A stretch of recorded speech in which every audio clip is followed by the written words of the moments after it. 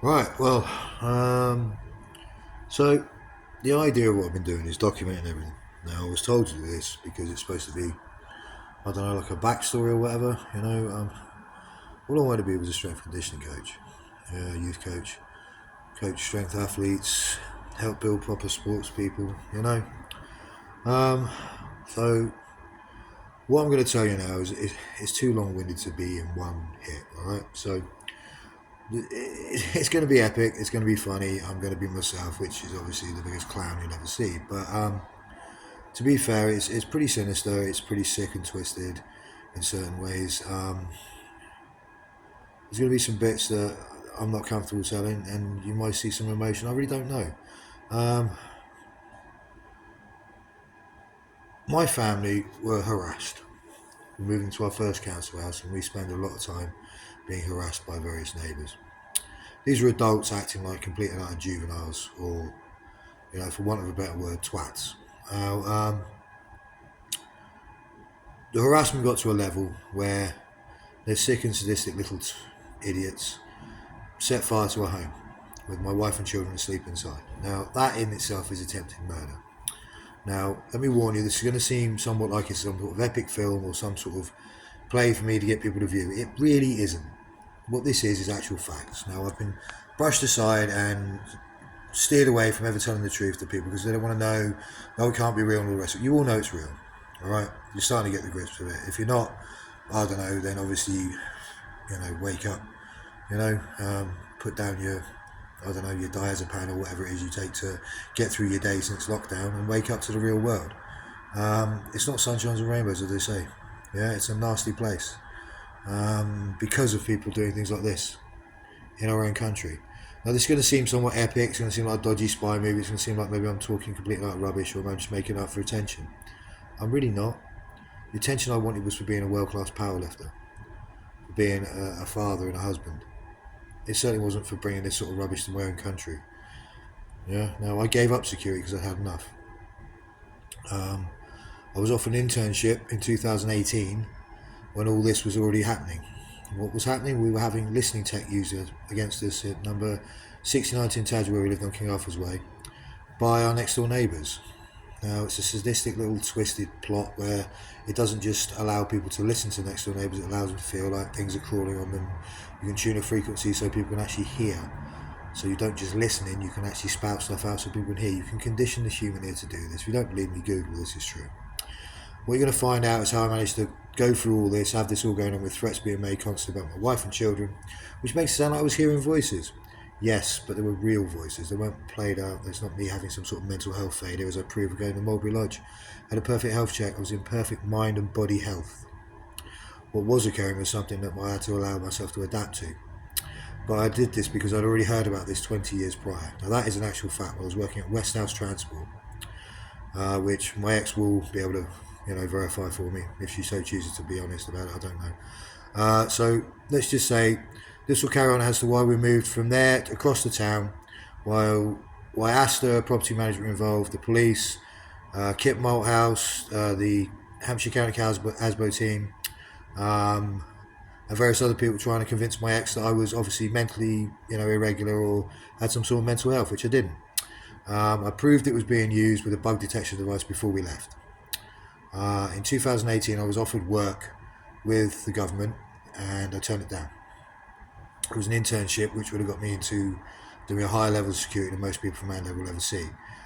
Now, I did turn this down. It is all facts. I am probably breaching some form of confidentiality, which might well end up putting me in prison anyway, but, sorry, well, I've got nothing else to lose, really, have I? I've lost Sarah Jane, I've lost my children. Nothing else matters to me, not my friends, nothing. My training's being played with, which, as the story unfolds, you'll find out why. So just put it this way, I moved there, and then in 2021, after the harassment still continuing, using sound and listening tech, this is the bit that's going to be a real struggle for you, so this will be in a couple of parts over the next day or so. I was removed by the police for coercion and control, which was found to be complete rubbish, whilst various statements were fabricated against me. They were fabricated, I can prove all this, as can Sarah Jane if she wants to be honest about it.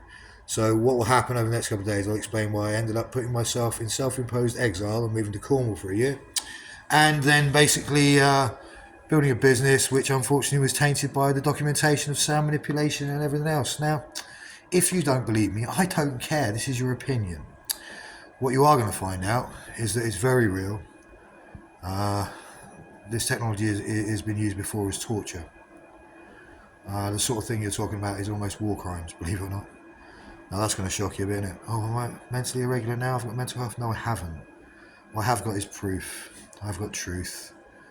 I have been brushed aside and put under the carpet by enough people. Now I've had enough. So it's time for it to come out. Now, the listening tech and the hacking has all been witnessed. It's all been real. You've all seen the things on there. Everything else. Let me explain to you now that certain things are going to come out which you will not like. You will not want to know, and it may you not trust people around you. Let me explain. This goes on. There is case law to prove it. Case law, which means people have been handed out prison sentences. This is real. Okay, guys? It's not something I'm happy about saying. I'm going to tell you about how I was doing really well and the gym and my business and all the brand and all the rest of it, which is still something I'm pursuing. I'm not backing off on that at all because I worked too damn hard over the last decade to build the thing from scratch. Despite all this going on, this is as real as it gets, people. I promise you now, the next couple of days you'll understand why I put myself in self-imposed exile in Cornwall for a year, came back with evidence, as I was told to get my own evidence by the police, came back with it, and they didn't want to deal with it when I got back to Andover. Why? Because it would then prove that they were lacking in doing their jobs to start with. So we'll call it there. Let me explain. If my daughter would say this is going to be epic, epic is not the word for it. It's twisted, it's dark, it's horrible, it's sadistic. I'm going to laugh, I'm going to smile, and all the rest of it. But it's real. Yeah? If you don't believe me, grab all your solicitors, bring them down here. I'll have every mental health check you want. And when I find out why you're still trying to do this to me, and I make the mental health professionals wish they chose another profession to find out that there's nothing wrong with my mental health at all. What there is something wrong with is the way people are treated in this country. Mental health and the Mental Health Act 1983 is misused to diagnose things that people can't be asked to deal with or actually put the time and effort and the care into doing it. And maybe we'll end up talking about the 65 million that the NHS never got or whatever. I don't care. This is all real, people. It's going to unfold over the next couple of days. So prepare yourself, alright? So when I tell you tomorrow, I'll tell you why I was removed for coercive and controlling behaviour from my legal lead tenancy illegally, and what the police then turned around and said was a civil matter, which means they shouldn't have been involved. Really? You see what I mean? Because they weren't prepared to be involved when I came back and was supposed to be back into my home. Nor was my ex-wife now, who wasn't actually my ex-wife until I turned up in family court, found out a few days before, despite having been divorced a couple of months earlier, which I knew nothing about. And yet there were communication lines open for her to contact me and tell me. Now you tell me if I'm doing this to be malicious, or do I look like a man who's dealt with the fact he's lost the most important thing in his life, and his children. So we'll carry on tomorrow and we'll tell you a bit more. Watch, don't watch, either way this will be documented. This is as real as it gets, people. Yeah, I am the original.Big Gorilla, blah blah. My name is Chris Marshall. Yeah, I have 3 beautiful children who apparently don't want to see me because I'm a monster and lied about this. People have seen the evidence, I didn't lie about a damn thing. I've signed a blue bit of paper more times than I care to remember. I've worked security in all different things, corporate security, security consultancy and the lot. This has cost me everything. All because people didn't want to believe and decided my marriage wasn't allowed to carry on because my wife had to be told that I was lying and I was full of mental health issues and all the rest of it. You are wrong. Now the story's coming out. And if you don't like it, I don't care, you're entitled to your opinion, but keep it to yourself because I don't want to hear it. I'll tell you the rest tomorrow, or at least the next part anyway. See you soon. Sleep tight, people.